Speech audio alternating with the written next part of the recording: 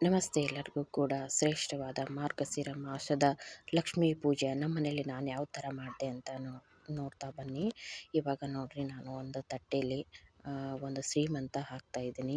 ಆ ಶ್ರೀಮನ್ನ ಹಾಕಿ ನಕ್ಷತ್ರವನ್ನು ಹಾಕಬೇಕು.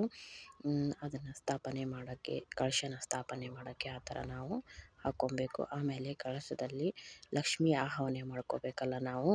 ಅದಕ್ಕಾಗಿ ಒಂದು ಅಡಿಕೆ ಬೆಟ್ಟ 5 ರೂಪಾಯಿನೋ 1 ರೂಪಾಯಿನೋ ತೊಗೋಬೇಕಾಗುತ್ತೆ.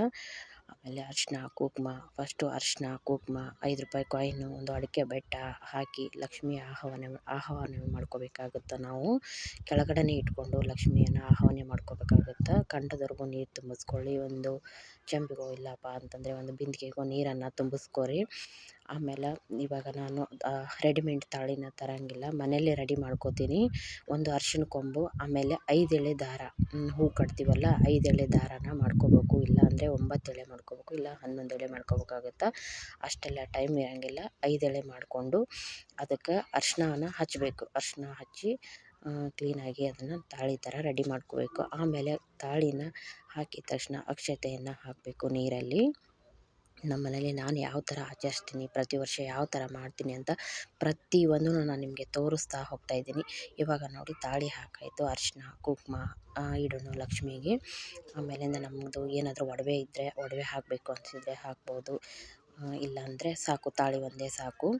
ಇವಾಗ ನಾನು 5 ಥರದ ಗಿಡದ ಎಲೆಗಳನ್ನು ಹಾಕಬೇಕಾಗುತ್ತೆ ಲಕ್ಷ್ಮಿಗೆ. ಅದೇನೇ ಶ್ರೇಷ್ಠ ಲಕ್ಷ್ಮಿಗೆ. 5 ಥರದ್ದಂದರೆ ನಾನು ಒಂದು ವೀಳ್ಯದೆಲೆ, ಆಮೇಲೆ ಮಾವಿನ ಎಲೆ, ಇನ್ನೊಂದು ಪತ್ರೆ, ಆಮೇಲಿಂದ ಅರಳಿ ಮರದ್ದು 1 ಎಲೆ ತೊಗೊಂಬಂದಿದ್ರು. ಹಾಗಾಗಿ ಅದನ್ನು ನೀರಲ್ಲೇ ಹಾಕಬೇಕು. ನೀರಲ್ಲೇ ಹಾಕಿ ಪೂಜೆ ಮಾಡಬೇಕಾಗುತ್ತೆ. ಇವಾಗ ವೀಳ್ಯದೆಲೆನ ಇಟ್ಕೊತಾ ಇದ್ದೀನಿ ನಾನು. ಕಳಶನ ಎಲ್ಲ ಕೆಳಗಡೆನೇ ಇಟ್ಕೊಂಡು ರೆಡಿ ಮಾಡಿ, ಆಮೇಲೆ ಮಂತ್ರ ಹೇಳ್ತಾ ಪೀಠಕ್ಕೆ ತೊಗೊಂಡೋಗಿ ನೀಟಾಗಿ ಕಳಶನ ಇಡಬೇಕಾಗುತ್ತೆ. ಮಂತ್ರ ಇರುತ್ತೆ, ಅದು ಬುಕ್ಕಲ್ಲಿರುತ್ತೆ, ಅದನ್ನು ಹೇಳ್ತಾ ನಾವು ತೊಗೊಂಡೋಗಿ ಇಡಬೇಕಾಗುತ್ತೆ. ನಾನು ಮನೆಯಲ್ಲಿ ಬೇರೆದವ್ರಿಗೆ ಬುಕ್ ಓದೋಕ್ಕೆ ಕೊಟ್ಟಿದ್ದೆ, ಹಾಗಾಗಿ ಬೇರೆಯವರು ಹೇಳ್ತಾಯಿದ್ರು, ನಾನು ರೆಡಿ ಮಾಡ್ತಾ ಇದ್ದೆ. ಪ್ರತಿಯೊಂದನ್ನು ಮಾಡುವಾಗ ಕಳಶದಲ್ಲಿ ಲಕ್ಷ್ಮಿನ ಆಹ್ವಾನ ಮಾಡ್ಕೋಬೇಕಾದ್ರೆ ಒಂದು ಮಂತ್ರ ಇರುತ್ತೆ. ಪ್ರತಿಯೊಂದನ್ನು ಹೇಳ್ಕೊತ ಹೋಗಬೇಕಾಗುತ್ತೆ. ನಮ್ಮ ಮನೇಲಿ ಸಣ್ಣ ಮಗು ಹೇಳ್ತಾಯಿತ್ತು, ಹಾಗಾಗಿ ನಾನು ಅದನ್ನು ವಾಯ್ಸ್ ಕೊಡೋಕ್ಕಾಗಲಿಲ್ಲ.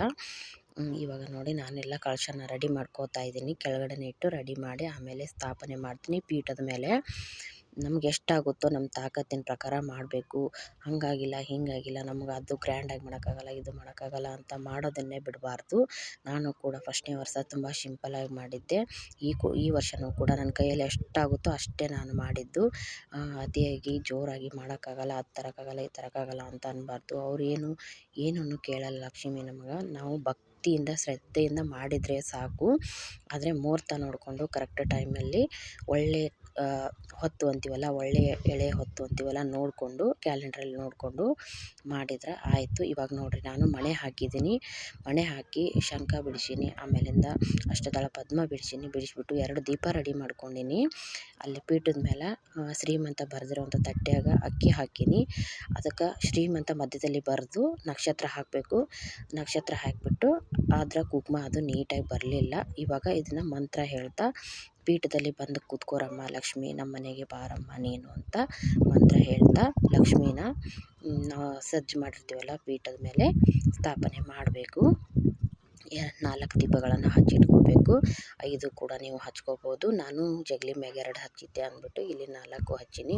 ಹೊರ ತುಳಸಿ ಕಟ್ಟೆ ಹತ್ರ 1 ಹಚ್ಚಿದ್ದೆ, ಹಾಗಾಗಿ ಹಚ್ಚಿಟ್ಕೊಂಡಿದ್ದೀನಿ. ನೋಡಿರಿ, ಅತಿ ಸರಳವಾಗಿ ನಾನು ಪ್ರತಿ ವರ್ಷವೂ ಕೂಡ ಸಿಂಪಲಾಗಿ ಇದೇ ಥರನೇ ಮಾಡ್ತೀನಿ. ಇವಾಗ ಬಲಗಡೆ ಒಂದು ಎಲೆ ಇಟ್ಟೆ. ಆ ಎಲೆನ ಯಾಕೆ ಇಟ್ಟೆಯಪ್ಪ ಅಂತಂದ್ರೆ, ಯಾವುದೇ ಪೂಜೆ ಮಾಡಲಿ, ಪೂಜೆ ಮಾಡ್ಬೇಕಾದ್ರೆ ಮೊದಲು ನಾವು ವಿಘ್ನೇಶ್ವರನ ಪೂಜೆ ಮಾಡಬೇಕು, ಅಂದರೆ ಗಣಪತಿನ ಪೂಜೆ ಮಾಡಬೇಕು. ನಮ್ಮ ಮನೇಲಿ ಗಣಪತಿ ಮೂರ್ತಿ ಇಲ್ಲ. ಯಾಕಿಲ್ಲ ಅಂದರೆ ನಮ್ಮ ಮನೇಲಿ ಗಣಪತಿ ಕೂತ್ಕೊಳ್ಳಲ್ಲ. ಹಾಗಾಗಿ ನಾವು ಯಾವಾಗ ಬೇಕು ಆವಾಗ ಗಣಪತಿನ ತರಬಾರ್ದು. ಅದಕ್ಕಾಗಿ ಒಂದು ಅಡಿಕೆ ಬೆಟ್ಟ, ಒಂದು ವೀಳ್ಯದೆಲೆ ಮೇಲೆ ಗಣಪತಿನ ಕೂರಿಸಿ 21 ಗರಿಕೆಯನ್ನು ತಂದು ಇವಾಗ ಗಣಪತಿಗೆ ಸಾದವಾಗಿ ಪೂಜೆ ಮಾಡಿಕೊಂಡು ಗಣಪತಿಗೆ 4 ಅಕ್ಷತೆನ ಹಾಕಿ ಅವ್ರಿಗೂ ಕೂಡ ನೈವೇದ್ಯ ಮಾಡಿ ಫಸ್ಟಿಗೆ ನಾವು ಗಣಪತಿನ ಪೂಜೆ ಮಾಡ್ಕೋಬೇಕು. ಪೂಜೆ ಮಾಡಿಕೊಂಡು ಆಮೇಲೆ ಲಕ್ಷ್ಮಿನ ಪೂಜೆ ಮಾಡೋದು. ಇವಾಗ ನೋಡಿ ಸಂಕಲ್ಪ ಮಾಡ್ಕೋಬೇಕು, ನಾವು ಮನೆ ದೇವ್ರಿಗೆ ಗಣಪತಿಗೆ ಸಂಕಲ್ಪ ಮಾಡ್ಕೋಬೇಕು. ನಾನು ಪೂಜೆ ಮಾಡ್ತಾಯಿದ್ದೀನಿ, ಯಾವುದೇ ತೊಂದರೆ ಇಲ್ದಂಗೆ ನೀವು ನೋಡ್ಕೊಳ್ಳಿ, ನಮ್ಮನ್ನು ಪೂಜೆ ಸಕ್ಸಸ್ ಆಗಬೇಕು ಅಂತ ಗಣಪತಿ ಹತ್ರ ಮತ್ತು ಮನೆ ದೇವ್ರ ಹತ್ರ ನಾವು ಸಂಕಲ್ಪ ಮಾಡ್ಕೋಬೇಕು. ಹಾಗೆ ಲಕ್ಷ್ಮಿಗೂ ಕೂಡ ಸಂಕಲ್ಪ ಮಾಡ್ಕೋಬೇಕು. ಪ್ರತಿ ವರ್ಷವೂ ಕೂಡ ನಾನು ಪೂಜೆ ಮಾಡ್ತೀನಿ ಅಮ್ಮ ತಾಯಿ, ನಮ್ಮ ಮನೆ ದಾರಿದ್ರ್ಯನ ನೀನು ಕಳಿ ಅಂತ ಲಕ್ಷ್ಮಿಗೆ ಗಣಪತಿಗೆ ಮನೆ ದೇವ್ರ ಹತ್ರ ಬೇಡಿಕೊಂಡು ಅಕ್ಷತೆ, ಅಡಿಕೆ ಬೆಟ್ಟ, ₹1 ಕಾಯಿನು, ಹೂವು ಹಿಡ್ಕೊಂಡು ಸಂಕಲ್ಪ ಮಾಡಿಕೊಂಡು ಮನಸ್ಸಲ್ಲಿ ನಾವು ಬೇಡಿಕೊಂಡು ನೀರು ಹಾಕಿ ನಾವು ಬಿಡಬೇಕು. ನಮ್ಮ ಮನಸ್ಸಲ್ಲಿರುವಂಥದ್ದನ್ನು ಕೇಳಬೇಕು, ಅವರಿಗೆ ಬೇಡ್ಕೋಬೇಕು. ಇಷ್ಟು ನೋಡಿ, ಅಡಿಕೆ ಬೆಟ್ಟ ಮತ್ತು ಅಕ್ಷತೆ, ₹1 ಕಾಯಿನು, ಒಂದು ಹೂವನ್ನು ಹಿಡ್ಕೊಂಡು ಸಂಕಲ್ಪ ಮಾಡ್ತಾಯಿದ್ದೀನಿ ನಾನು. ಇದೇ ಥರ ನಾನು ಪ್ರತಿ ವರ್ಷವೂ ಕೂಡ ನಾನು ಇದೇ ಥರ ಮಾಡ್ತಾ ಹೋಗ್ತೀನಿ. ಹಾಗಾಗಿ ನಾನು ಇದನ್ನೇ ಮುಂದುವರ್ಸ್ಕೊಂಡು ಹೋಗ್ತಾಯಿದ್ದೀನಿ. ಇವಾಗ ನೋಡಿ, ಸ್ಪೂನಲ್ಲೇ ನೀರು ಹಾಕ್ಕೊಂಡು ಅಕ್ಷತೆನ ನಾನು ಬಿಡ್ತೀನಿ. ಮನೆ ದೇವ್ರಿಗೂ ಬೇಡ್ಕೋಬೇಕು ನಾವು. ಮನೆ ದೇವರು ನೀವು ಕೂಡ ಬಂದು ನಮಗೆ ಆಶೀರ್ವಾದ ಮಾಡಿ ಪೂಜೆನ ಸಕ್ಸಸ್ ಆಗೋಕ್ಕೆ. ಫಸ್ಟ್ ಮನೆ ದೇವರಲ್ವ ನಮ್ಗೆ, ಫಸ್ಟ್ ಮನೆ ದೇವ್ರನ್ನ ಕೇಳಿಕೊಂಡು, ಗಣಪತಿನ ಕೇಳಿಕೊಂಡು, ಲಕ್ಷ್ಮಿನ ಕೇಳಿಕೊಂಡು ನೀರು ಹಾಕ್ಕೊಂಡು ನಾವು ಕೈಯಲ್ಲಿರೋ ಅಕ್ಷತೆನ ಒಂದು ತಟ್ಟೆಗೋ ಬಿಡಬೇಕು. ಬಿಟ್ಬಿಟ್ಟು ಇವಾಗ ನಾವು ಬೇಡ್ಕೋಬೇಕು, ನಮ್ಮ ಮನಸ್ಸಲ್ಲಿ ಏನಿರುತ್ತೋ ಅದನ್ನು ಕೇಳ್ಕೋಬೇಕು. ಇವಾಗ ನಾನು ಗಣಪತಿಗೆ ಗೆಜ್ಜೆ ವಸ್ತ್ರನ ತೊಡಿಸ್ತಾ ಇದ್ದೀನಿ ನೋಡಿ, 21+ ಗೆಜ್ಜೆ ವಸ್ತ್ರನ ತೊಡಿಸ್ತಾ ಇದ್ದೀನಿ ಗಣಪತಿಗೂ ಕೂಡ. ಆಮೇಲೆ ಲಕ್ಷ್ಮಿಗೂ ಕೂಡ ನಾವು ಗೆಜ್ಜೆ ವಸ್ತ್ರ ಸಪ್ರೇಟಾಗಿ ಇಟ್ಕೊಂಡಿರ್ತೀವಿ, ಅದನ್ನು ಕೂಡ ನಾವು ಏರಿಸ್ಬೇಕು. ಇವಾಗ ಬಂದಿರೋ ಲಕ್ಷ್ಮಿ ಬಂದು ಅಲ್ಲಿ ನೆಲೆಸಿರ್ತಾರಲ್ಲ, ಅವರಿಗೆ ಇದು ಪದ್ಧತಿ ಪ್ರಕಾರ ಏನಪ್ಪ ಅಂತಂದ್ರೆ, ನನಗೂ ಒಬ್ಬರು ಹೇಳ್ಕೊಟ್ಟಿದ್ದನ್ನು ನಾನು ಮಾಡ್ತಾ ಹೋಗ್ತೀನಿ. ಬಂದಿರುವಂಥ ಲಕ್ಷ್ಮಿಗೆ, ಬಂದು ಪೀಠದ ಮೇಲೆ ನೆಲೆಸಿರ್ತಾರಲ್ಲ ಲಕ್ಷ್ಮಿ, ಅವರಿಗೆ ಕಾಲಿಗೆ ನೀರು ಅಂತ ಇದು ಒಂದು ಪದ್ಧತಿ. ಅವರಿಗೆ ಒಂದು ಹೂ ತೊಗೊಂಡ್ಬಿಟ್ಟು ಕಾಲಿಗೆ ನೀರು ತೊಗೊರಿ, ಅಂದರೆ ಇವಾಗ ಯಾರಾದರೂ ನಮ್ಮ ಮನೆಗೆ ಬಂದಿರ್ತಾರಲ್ಲ, ಅವರಿಗೆ ಕಾಲಿಗೆ ನೀರು ತೊಗೊರಿ ಬರ್ರಿ ಅಂತ ಈ ಥರ ಮಾಡ್ತೀವಲ್ಲ, ಆ ಥರ ಕಾಲಿಗೆ ನೀರು ತೊಗೊಳಮ್ಮ ಅಂತ ಅಂದು ಈ ಥರ ನೀರನ್ನು ಸಿಂಪಡಿಸ್ಬೇಕು. ಸಿಂಪಡಿಸಿದ ಮೇಲೆ ಇವಾಗ ನಾವು ಅಭಿಷೇಕನ ಮಾಡಿರ್ತೀವಲ್ಲ, ಅದೂ ಇದೇ ಥರ ನಾವು ಮಾಡ್ಕೊತ ಹೋಗಬೇಕು.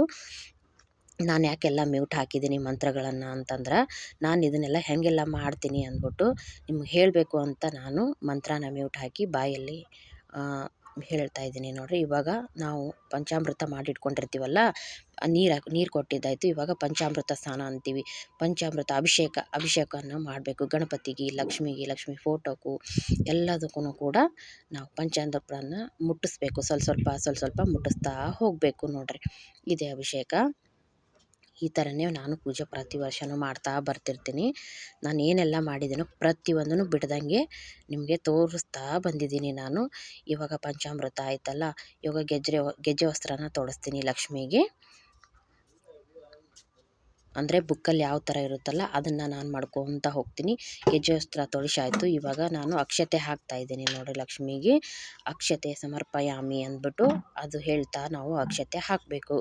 ಗೆಜ್ಜೆ ವಸ್ತ್ರ ಸಮರ್ಪಯಾಮಿ ಅಂತ ಗೆಜ್ಜೆ ವಸ್ತ್ರನ ತೊಡಿಸ್ಬೇಕು. ತೊಡಿಸಿದ ಮೇಲೆ ಅಕ್ಷತೆ ಹಾಕಬೇಕು ಲಕ್ಷ್ಮೀ ದೇವಿಗೆ. ಆಗಿದ್ಮೇಲೆ ಇವಾಗ ನೋಡಿ, ನಾನು ಪಾಯಸ ಮಾಡಿದ್ದೆ, ಶಾವಿಗೆ ಪಾಯಸ ಮಾಡಿದ್ದೆ. ಏನಾದರೂ ಮಾಡ್ಬೋದು, ಅದು ಇದು ಅಂತ ಏನೂ ಇಲ್ಲ. ನಾವು ಸಕ್ಕರೆ ಕೂಡ ಹಿಡಿಬೋದು, ಬೆಲ್ಲ ಕೂಡ ಹಿಡಿಬೋದು. ಆದರೆ ಫಸ್ಟ್ ವರ್ಷ ನಾವು ಏನು ಮಾಡಿರ್ತೀವೋ, ಫಸ್ಟ್ ವರ್ಷ ಮಾಡಿದ್ರೆ ಏನು ಹೋಳಿಗೆ ಮಾಡ್ತಾರೆ ಫಸ್ಟ್ ವರ್ಷ, ಹಾಗಾಗಿ ಮಾಡ್ಬೋದು. ನಾನು ಕೊನೆ ವಾರ ಏನು ಮಾಡ್ತೀನಿ, ಇಬ್ಬರು ಮುತ್ತೈದೆಯರನ್ನ ಕರೆದು ಕೊನೆ ವಾರ ನಾನು ಕಡುಬು ಹೋಳಿಗೆನೋ ಏನಾದರೂ ಒಂದು ಸ್ವೀಟ್ ಮಾಡಿ ಉಡಿ ತುಂಬಿ ಕಳಿಸ್ತೀನಿ. ಕೆಲವು ಜನ ಏನು ಮಾಡ್ತಾರೆ, ಆಗಲ್ಲ, ಬ್ಯುಸಿ ಇರ್ತಾರಲ್ಲ, ಲೈಫಲ್ಲಿ ಬ್ಯುಸಿ ಇರೋರು, ಹಾಗಾಗಿ ಕೆಲಸದಲ್ಲಿ ಬ್ಯುಸಿ ಇರೋರು ಮುತ್ತೈದೆಯರನ್ನೆಲ್ಲ ಉಣಿಸಲ್ಲ. ಬಾಲ್ ಮುತ್ತೈದೆಯರು ಮಾಡ್ತಾರೆ ಕೆಲವು ಜನ, ಆ ಥರ ಎಲ್ಲ ಮಾಡ್ಕೊತೋಕಾರ ಅವ್ರವ್ರ ಅನುಕೂಲ ತಕ್ಕಂತೆ ಅವ್ರು ಮಾಡ್ತಾರೆ. ಕೆಲವು ಜನ ಮುತ್ತೈದೆಯರನ್ನ ಮಾಡೋಂಗೇ ಇಲ್ಲ.